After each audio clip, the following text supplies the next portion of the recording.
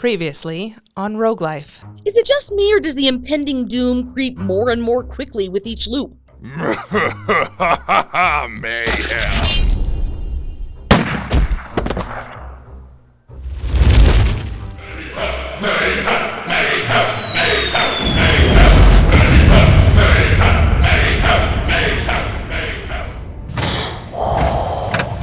Oh dear, oh dear, oh dear, oh dear.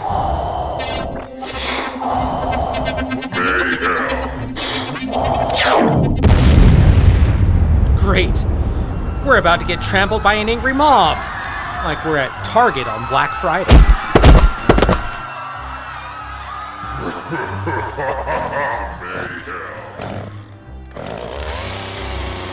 And good day to you, Mr. Bowers. Miss Larkin. I am 98.6% sure that is the sanctuary of this loop. We should be safe there. The door is barred. What are we supposed to do? Well, when God closes a door, he... Come on, jump in! All right.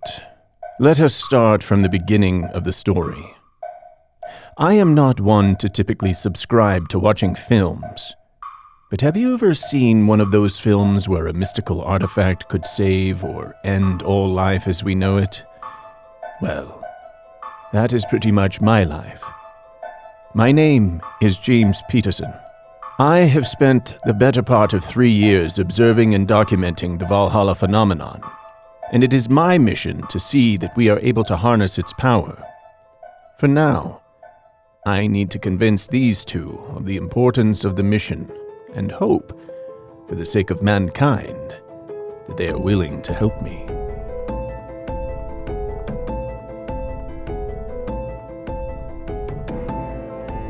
Rogue Life, Episode 8, The Gates of Valhalla.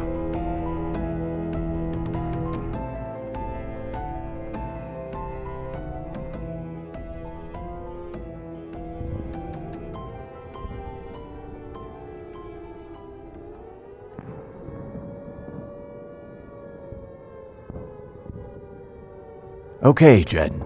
I hope that you are catching this. We have never been able to see inside the sanctuary before, but our hypothesis was right. Things have stabilized. Make sure to record my monitor for Mr. Newsom. I will try to give some audio clues on what is happening in case something goes wrong with the video. Hello? Who are you talking to? What's going on?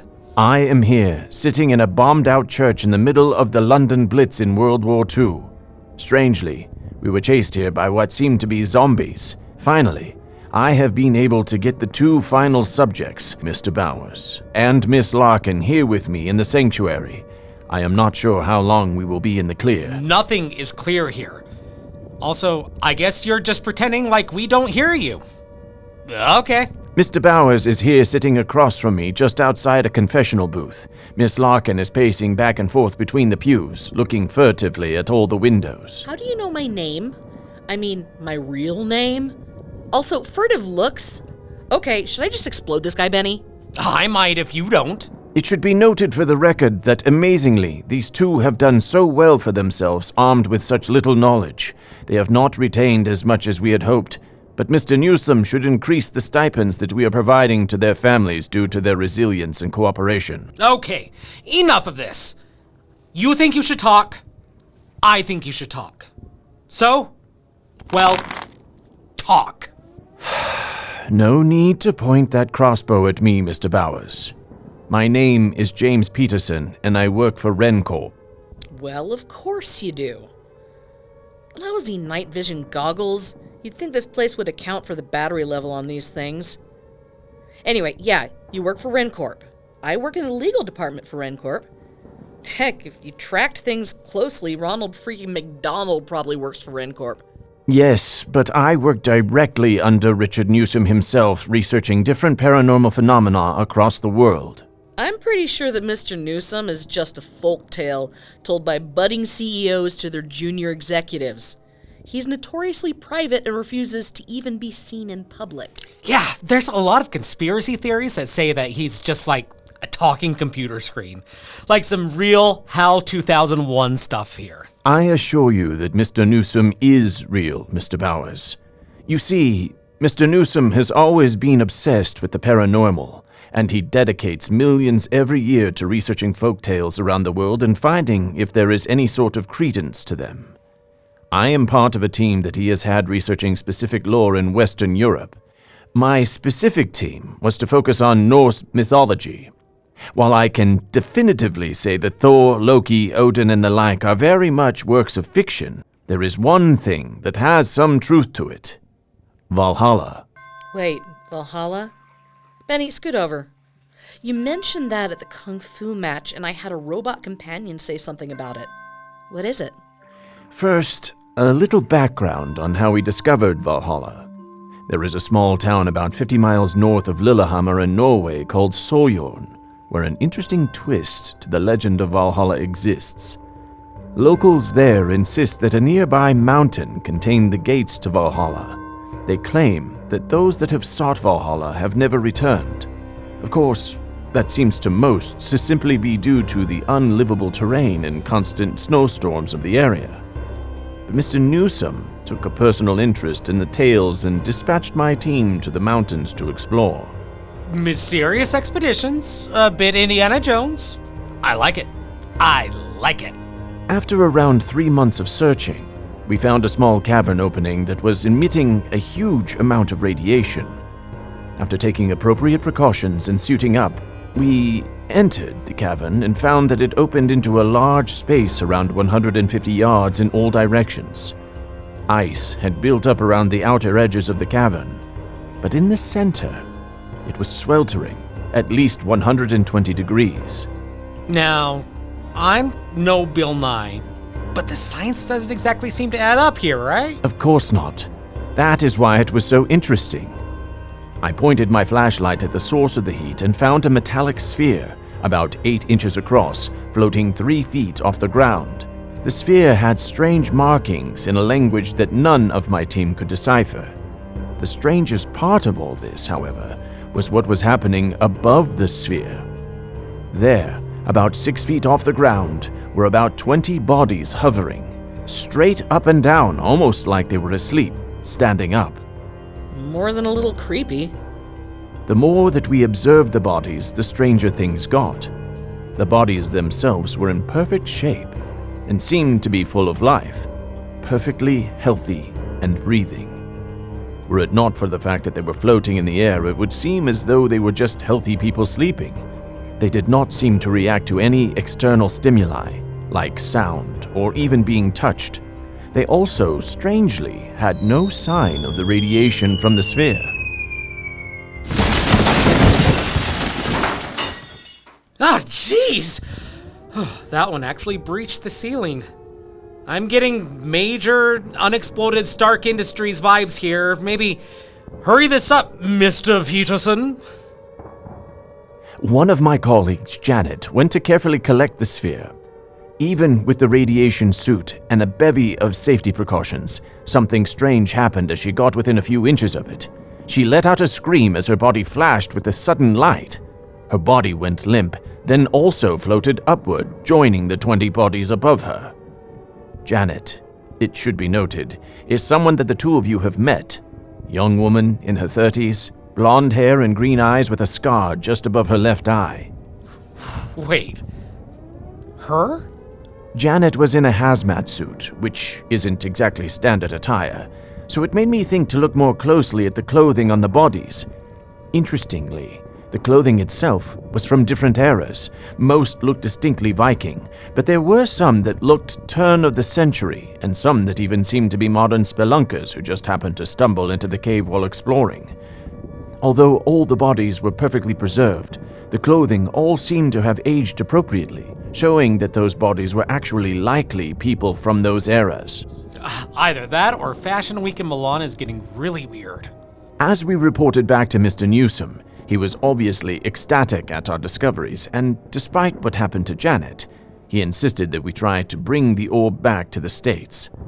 My colleagues and I designed a box that could hermetically seal around what seemed to be some sort of gravity barrier around the orb and safely transport it. Somehow I doubt that safety was exactly the corporate priority here. I've seen some of the lawsuits against Rencorp after all. Luckily, as we moved the orb, the bodies seemed to be undisturbed, and although we were not able to move the bodies ourselves despite some effort, they seemed to remain healthy, even as we took the orb out of the cave. I left a small team in Soriano to monitor the bodies in the cavern and returned with the orb to San Jose at Mr. Newsom's orders. As we continued to investigate the orb, we found that in addition to the radiation, it also emitted a strange signal. After much trial and error, we were able to tap into the signal and surprisingly found that it output 21 different channels of information. We were able to isolate these channels and create video feeds from each. The videos showed us what seemed to be first-person views of a small town in 8th century Norway. The citizens of the town matched the exact bodies that we discovered in the cavern. So, what? Is this like an animus type thing? Nobody understands half the things you say, Benny. Hey! Assassin's Creed has sold over 155 million copies. Don't make me seem like I'm a weirdo here. These people all seem to just be living a peaceful life in this little town, interacting with each other as you would expect. Standard commerce in the marketplace, small talk about the weather. Everything felt just like an idyllic small village. As we began to isolate the audio, things got a bit stranger. Every feed seemed to be naturally tuned to the language of the owner of the feed. As we found Janet's feed, everything was in English, but there were also feeds in Norwegian, Icelandic, Russian, and one in a language that none of us had ever heard before. I'm calling it now. Aliens. Given the nature of how we found the orb, we named it Valhalla, finding it to be thematically appropriate for the little slice of Norwegian heaven. As we observed Janet, it was clear that she was unaware of the situation that brought her there, or of any reality outside of her having lived in this small town her entire life. Whatever Valhalla had done, it seemed to fight any sort of outside influence. We tried to find ways to send messages in to get through to Janet, but nothing seemed to work. That said, the more information we tried to send, the more that it seemed Valhalla was learning from us at the same time. Suddenly, the village inside of Valhalla had started to expand. For the first time, we began to see animals in the village. It started with what you might find thematically appropriate: chickens, cats, dogs. But then started to get strange. A kangaroo, some macaws, giant beetles the size of your head. One day, Janet walked outside of her hut and found an elephant wearing a top hat. The elephant took the top hat in its trunk and bowed deeply to her as it said, "How do you do?" Janet was unfazed and acted as if it was still a typical day. Tuesdays, am I right? Shush! While we closely watched Valhalla in San Jose, my team in Soriano had found some fascinating discoveries with the bodies. Not only were they all healthy and alive, but they were perfectly healthy. They seemed to not need nutrition at all. There were no scrapes or bruises on the outside of the bodies, and anything that the team did to take blood or tissue samples seemed to magically knit itself back together. As we ran x-rays and tests in the cavern, we found that the inside of the bodies also performed perfectly, not as much as an ulcer to be found in any of them.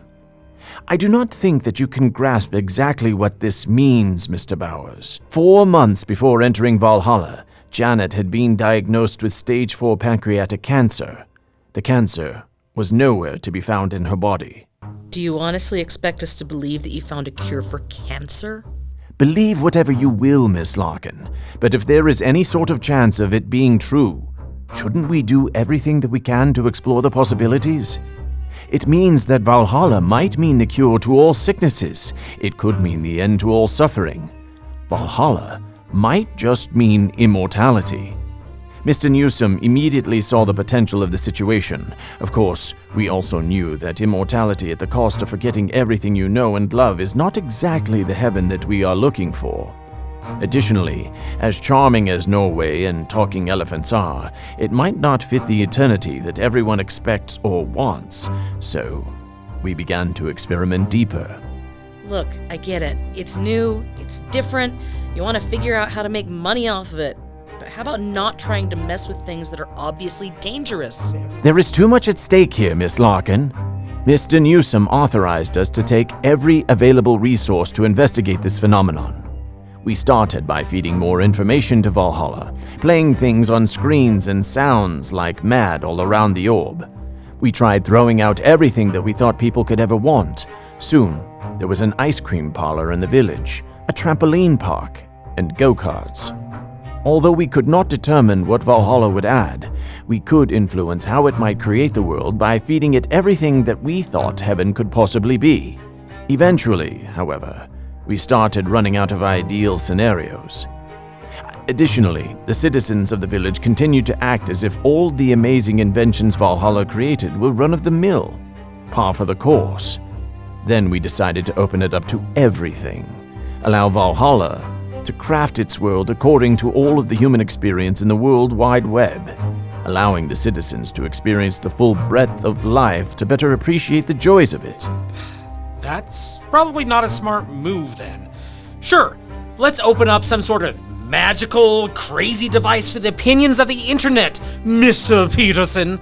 Oh my gosh, the things it would learn from YouTube comments alone. Wait. It did not go as badly as you expect. Sure, some bad things started to happen, but the citizens still treated it as tedium. The Wicked Witch of the West came in and burned the city to the ground while shouting, "How about a little fire, Scarecrow?"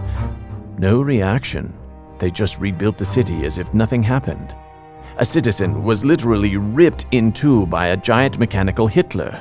The town pushed the two sides of the citizen back together, and they continued with their day. Nothing affected them. Then how in the ever-loving hell do Lauren and I keep dying? Ah! Whew. Sorry. Cracked the wall a bit there. Got carried away. Look, Mr. Petersen.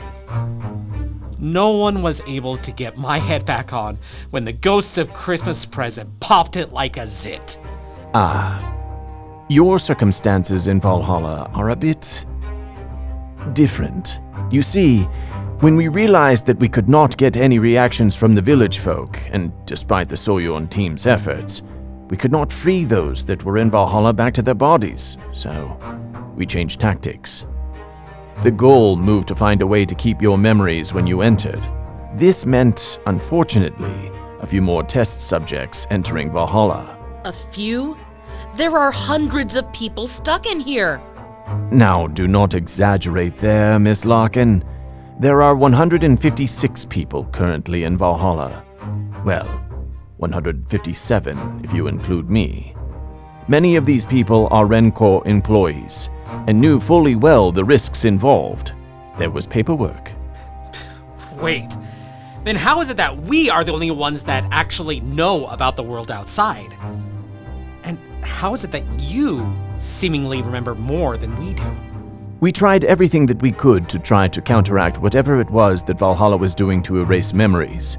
We tried injecting people with chemicals before sending them in, but the chemicals would just be cleansed from the body by Valhalla. We tried changing the outfits of participants, but we should have known from Janet's hazmat suit that it would not make a difference. We tried sending animals in, but Valhalla would not take them. We even tried a robot to no avail. So we began to try reaching outside of science. You know, the brain is fascinating. It always stores so much data, but the problem just comes in accessing it. Think about how much you have read, watched, and ever done over the course of your life. There is no way that you could grab every little piece of it whenever you wanted. So we thought about how people go about finding memories that seem hidden. Hypnosis. Oh, come on, hypnosis? A guy with a bad mustache telling me that I'm getting very sleepy while he spins a yo-yo? There's a lot more to it than you might think, Miss Larkin. And when you are talking about curing cancer, I personally think that even someone who calls themselves Milo the Magnificent might be useful. Do not think that we had not tried every other avenue possible before it. And hey, just look at yourselves. It worked. Wait, Hold it. I thought that you can't communicate with people here. How did you get the hypnosis to, do anything? I am proud of that one, actually. We had you go under hypnosis before you entered Valhalla and set you up with a code word to awaken your memories. Then, once you were in, we spammed the code word millions of times, sending it into Valhalla with hopes that Valhalla would have no choice but to implement it somehow in a way that you'll notice. Your code word, Mr. Bowers, was applesauce. Miss Larkin, yours was hammock. Mine was, probably unsurprising given the events of the past 24 hours, mayhem. You son of a... The team may have gone a bit overboard in putting it into the system. We had no idea how strongly it would affect things. Valhalla reacted strangely to the outside influence of your memories, however, and it started to feel a need to purge you from the system. Think of it as a simple computer program. As long as a computer program can stick with expected behaviors, it is able to hold everything together. However, when unexpected variables come into play that do not follow the rules Valhalla has set up, the system will crash. When Miss Larkin was in here alone, we found that the system would put up with her variables for up to 24 hours. As those days came close to ending, it would send in thematically appropriate elements to cut her out, which would reboot the system.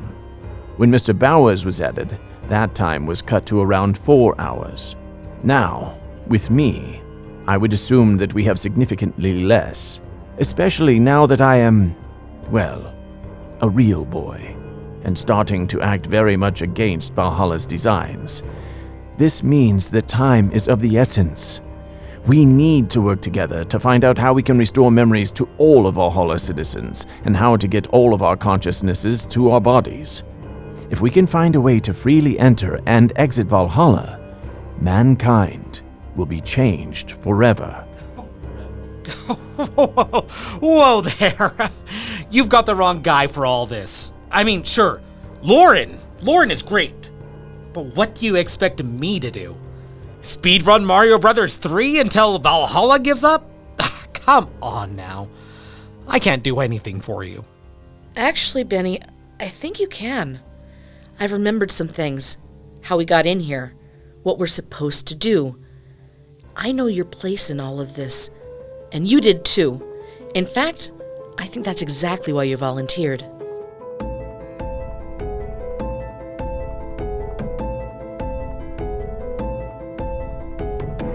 Rogue Life is written by Brady Flanagan and John Crowder.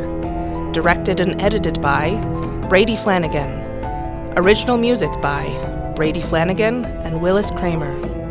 Starring Brady Flanagan, Megan Sticht, Anthony Lovato, Michelle Gardner, John Crowder, Jason Wild, Bob Bedore, Casey Wayman, Kevin Buckner, Melinda Yeaman, Kaelob Berger, Becky Haynie, Tyler Clawson, Tony Soriano, Brooks Bedore. Narrated by Sarah Swenson and Nick Tanner. Sound effects by Chalese Craig. Art by Blake Heywood. Beta readers Mary Knowles, John Maruji, and Matt Foley. Story consultants Stephen Bradford and Kevin Buckner. Next time on Rogue Life. Now that our heroes know what is happening, it's time for a plan, and Lauren has an idea what to do. In Episode 9, Decree.